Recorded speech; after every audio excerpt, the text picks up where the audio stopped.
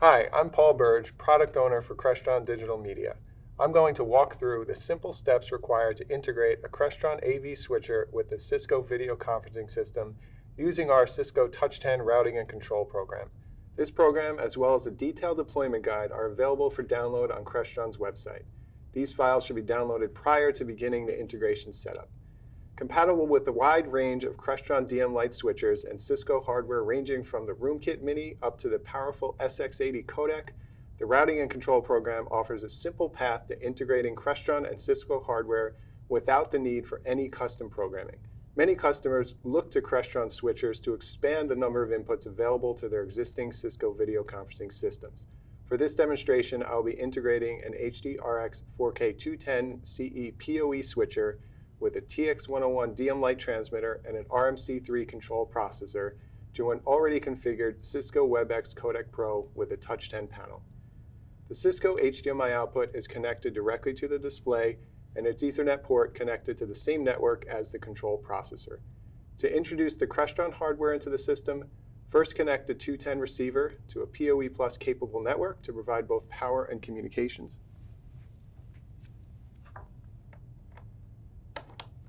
The RMC3 gets connected to the same network and may be installed in a remote location. Next, connect the transmitter to a DM Lite input on the 210 switch using a Cat5 cable.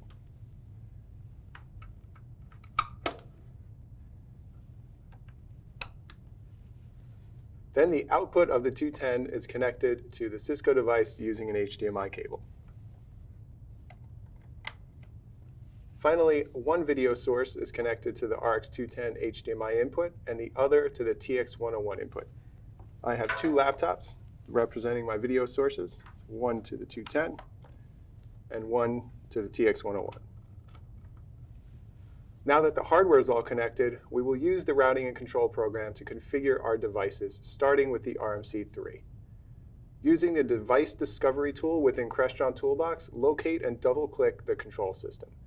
Depending on the configuration of your control system, you may receive a security warning. Click OK and wait for the page to load. Click the Program button, then select the Browse button in the Send Program section.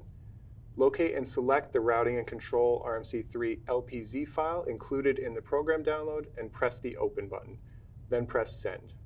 If any programs are currently running, they will be stopped and the new program will be transferred to the device and loaded.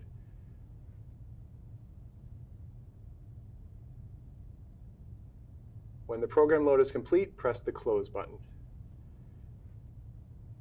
Next, configure the 210 switcher by logging into its web UI. The IP address can be discovered using Toolbox or by pressing the Setup button with the switcher output connected to a display. Once logged in, navigate to the Device tab and scroll down to the Control Systems section.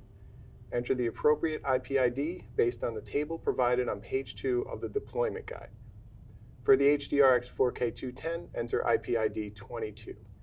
Next, enter the IP address or host name of the control processor and press the Save button.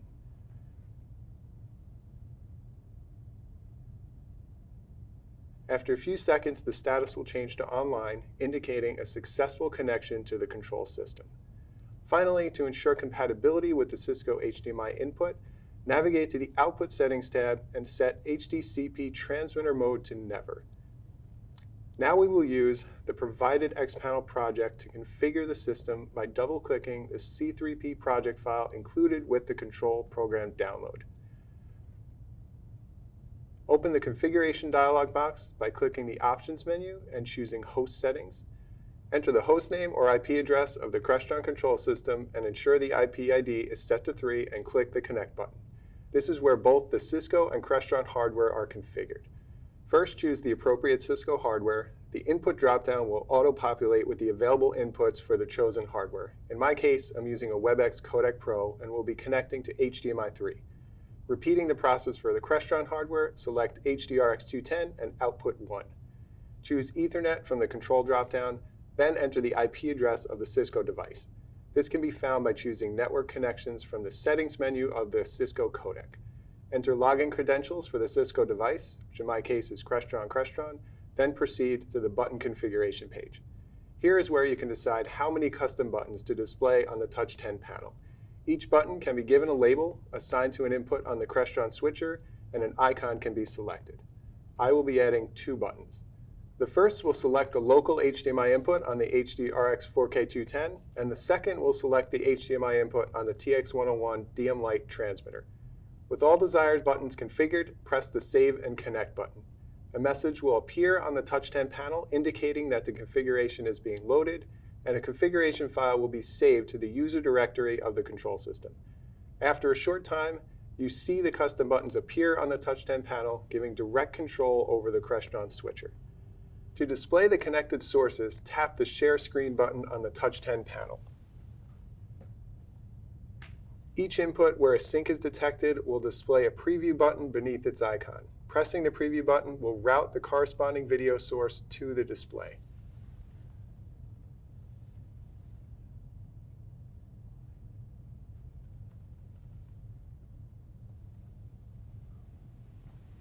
It's that simple. You can be up and running in less than 20 minutes without the need for any custom programming. Deploying the same configuration to multiple systems is even faster. The configuration file can be loaded to additional control systems by simply dragging and dropping to the user folder with the file manager built into Crestron Toolbox, or a simple FTP application like FileZilla. The user directory is checked every 30 seconds, and any new files found will be loaded automatically. It's that easy. For more information, reach out to your sales representative or visit Crestron.com.